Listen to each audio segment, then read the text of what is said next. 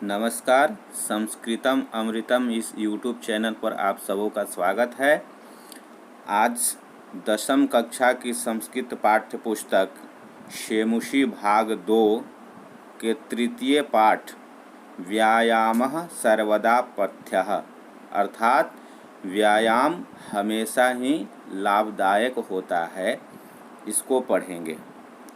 यह पाठ आयुर्वेद के प्रसिद्ध ग्रंथ सुश्रुत संहिता के चिकित्सा स्थान में वर्णित 24वें अध्याय से लिया गया है।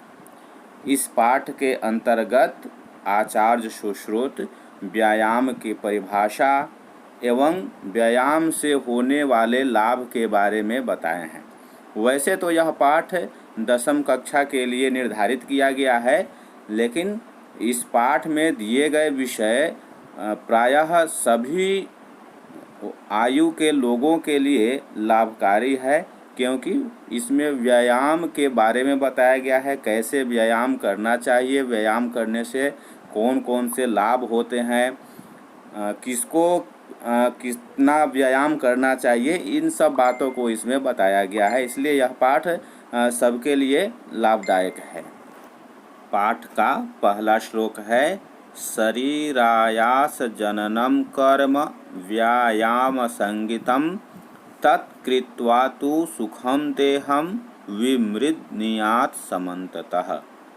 शरीर आयास जननम कर्म, शरीर के द्वारा जो भी काम करते हैं, शरीर से जो कुछ भी परिश्रम करते हैं, व्यायाम संगितम, उसे व्यायाम की संज्ञा दी गई है। अर्थात शरीर से जो परिश्रम किया जाता है उसे व्यायाम कहते हैं। तत्कृत्वा तु सुखम देहम, उसको करके शरीर सुखी रहता है, यानी व्यायाम को करके शरीर सुखी रहता है। विमृद्नियात् समन्ततः, इसलिए पूरे शरीर का मर्दन करना चाहिए, पूरे शरीर को मालिश करनी चाहिए। शरीरोपचयः कान्तिर्गात्राणां सुविभक्तता दीप्ताग्नित्वम् अनालस्यं स्थिरत्वं लाघवं मृजा। शरीरोपचयः, शरीर उपचयः, शरीर का विकास होता है। कांतिर, चमक बढ़ता है।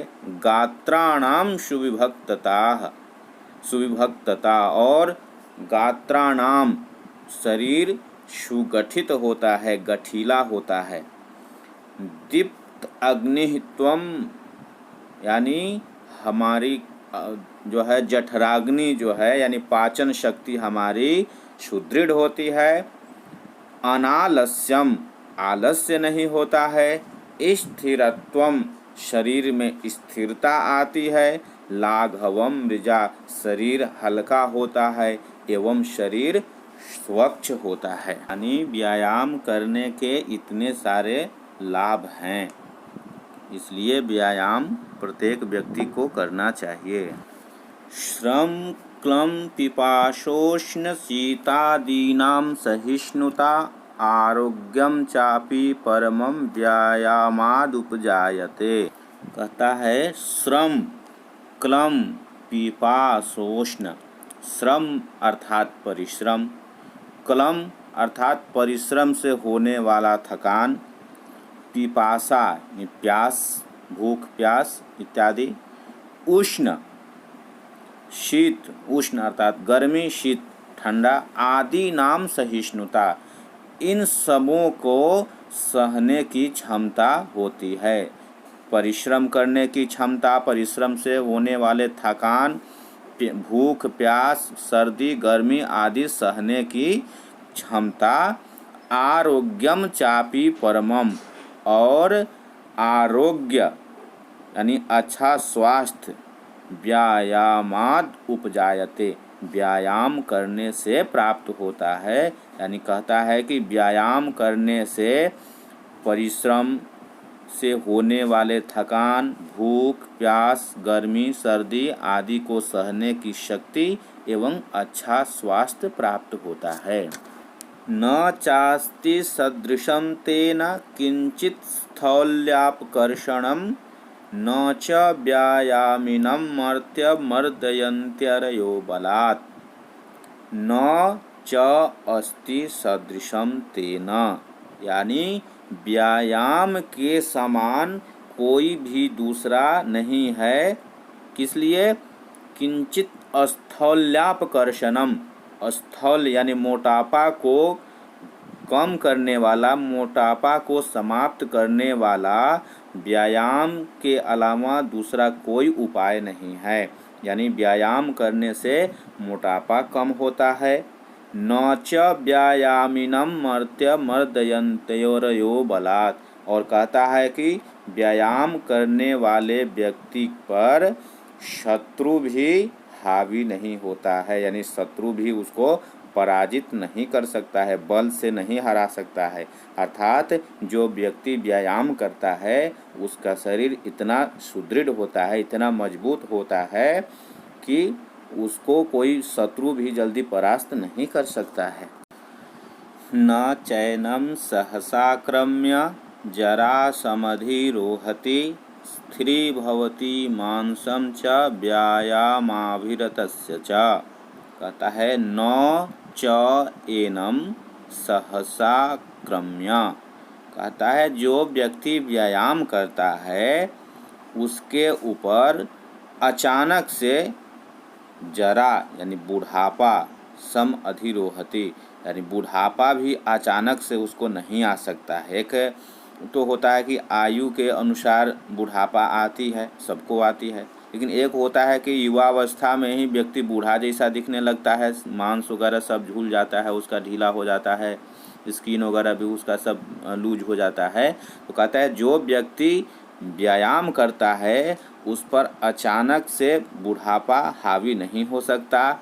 स्थिरी भवति मांसम च, उसका मांस भी स्थिर होता है। बहुत व्यक्ति जल्दी से दुबला हो जाता है, जल्दी से कभी मोटा हो जाता है, लेकिन जो व्यक्ति व्यायाम करता है उसका स्थिर रहता है शरीर। व्यायाम अभिरतस्य च, किसका? तो जो व्यक्ति व्यायाम करता है, यानी इसका अर्थ है कि व्यायाम करने वाले व्यक्ति पर बुढ़ापा अचानक सवार नहीं होता एवं उसका मांस भी स्थिर रहता है। व्यायामस्मिन् गात्रस्य पद्भ्याम् उद्वर्तितस्य च व्याधयो नोपसर्पन्ति वैनतेयमिवोरगाः वयोरूपगुणैर्हीनम् अपि कुर्यात् सुदर्शनम्। कहता है यह श्लोक व्यायामस्मिन् गात्रस्य, व्यायाम करने के कारण जिसका शरीर पूरा पसीने से लथपथ हो गया हो, पदभ्याम उद्वर्तितस्य च, और दोनों पैरों को ऊपर उठाकर जो व्यायाम करता है, यानी वैसे बहुत सारे व्यायाम होते हैं लेकिन वैसे व्यायाम जिसमें दोनों पैर को ऊपर उठाकर किया जाता है, तो वैसे व्यायाम करने वालों के पास व्याधयो नोपसर्पन्ति, कहता है व्याधयः यानी बीमारियाँ नोपसर्पन्ति उसके समीप नहीं आता है। वैसे ही जैसे वैनतेयमिवोरगाः, वैनतेय यानी गरुड़ पक्षी के पास जिस प्रकार से सांप नहीं जाता है, उसी प्रकार से व्यायाम करने वाले, यानी जो ऊपर बताए गए व्यायाम है, दोनों पैरों को ऊपर उठाकर जिस पर जो व्यायाम किया जाता है, और व्यायाम करते हुए शरीर का पसीना बाहर निकलना चाहिए, तो इस प्रकार से जो करता है उसके पास बीमारियां नहीं आती है, बीमारियां उससे दूर रहती है। और वयो रूप गुणैर्हीनम अपि कुर्यात् सुदर्शनम, रूप गुण से हीन व्यक्ति भी सुंदर हो जाता है।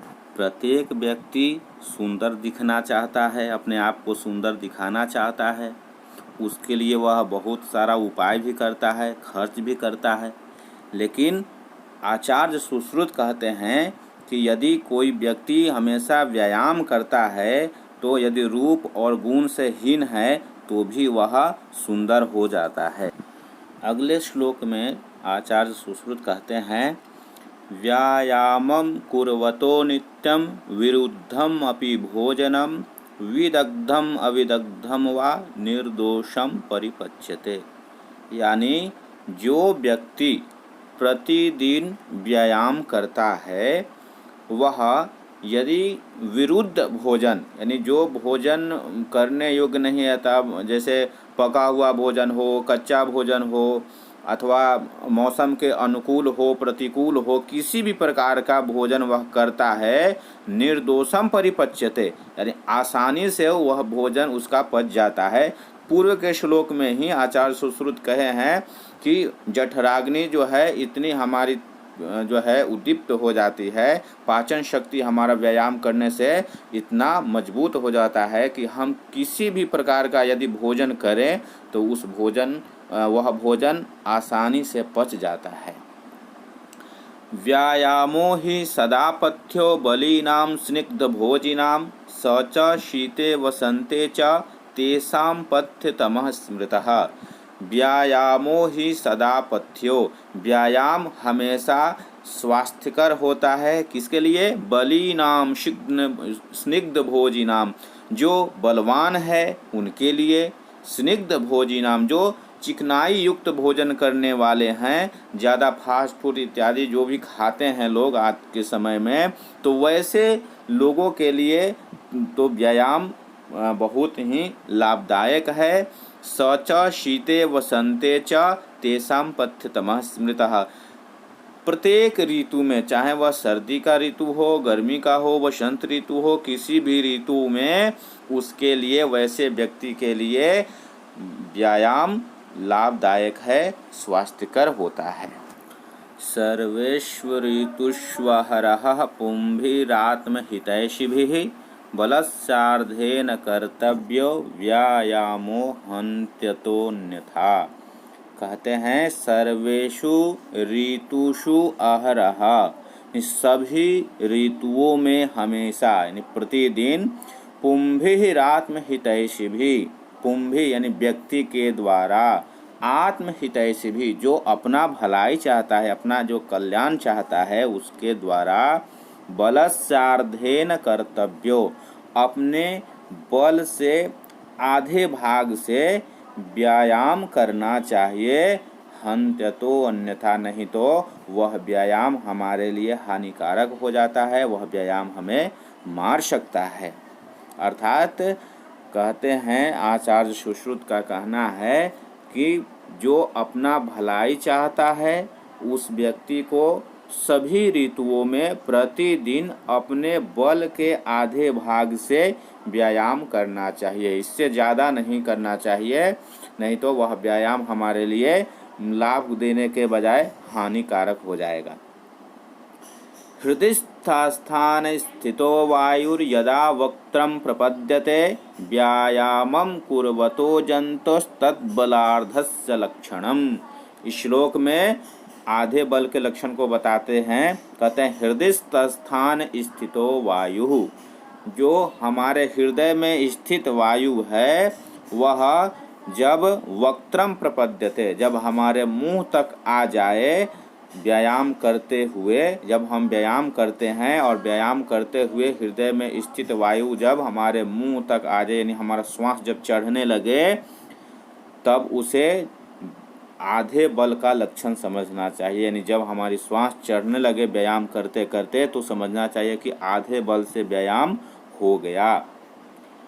वयो बल शरीराणि देश काल स्नानि च समीक्ष कुर्याद व्यायाम अन्यथा रोगम आपनुयात। कहते हैं कि वयो बल शरीराणि, वयः यानी आयु, बल यानी अपनी शारीरिक क्षमता, शरीराणि अपना शरीर, देश कालासनानि च, देश यानी स्थान, काल यानी समय, जिस समय में हम व्यायाम करने वाले हैं उसका समय, उसका स्थान इत्यादि का ध्यान रखकर ही व्यायाम करना चाहिए, नहीं तो व्यक्ति रोगग्रस्त हो सकता है। यानी जो शरीर जिस लायक है, हमारे शरीर की जितनी क्षमता है, हमारी आयु जितनी है, हम इन सब बातों को ध्यान में रख कर के ही व्यायाम करना चाहिए, नहीं तो उसका विपरीत प्रभाव पड़ सकता है, हम रोगग्रस्त हो सकते हैं।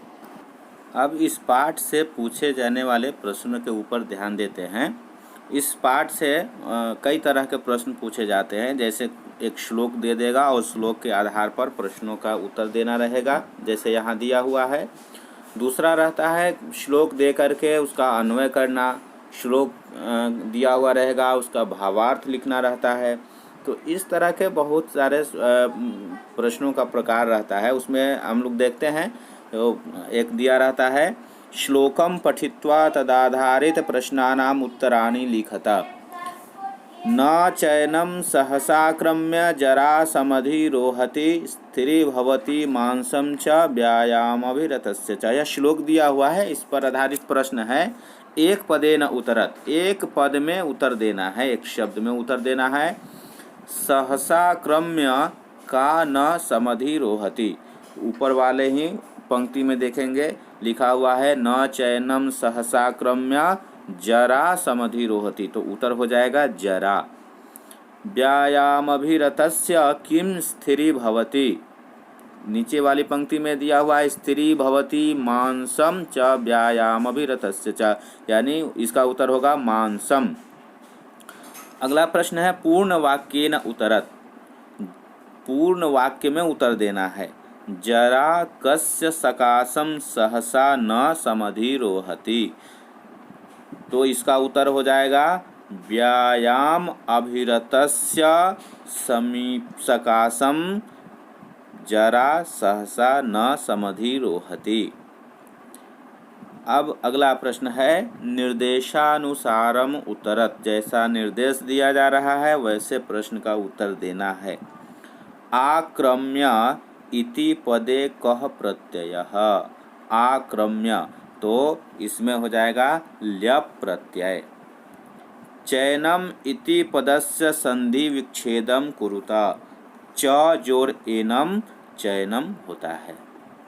भवति इति पदे कः लकारः, भवति इस पद में लट लकार है, वर्तमान काल है। तो इस प्रकार से जो श्लोक पर आधारित प्रश्न रहेंगे उन श्लोक को पढ़ करके और प्रश्नों का उत्तर हम दे सकते हैं। तो सभी प्रश्नों का उत्तर उस श्लोक में ही दिया हुआ रहता है। धन्यवाद। यदि अभी तक आपने हमारे इस चैनल संस्कृतम अमृतम को सब्सक्राइब नहीं किए हैं तो कृपया इस चैनल को सब्सक्राइब कर लीजिए, जिससे आपको समय पर मेरा सब वीडियो प्राप्त होता रहेगा।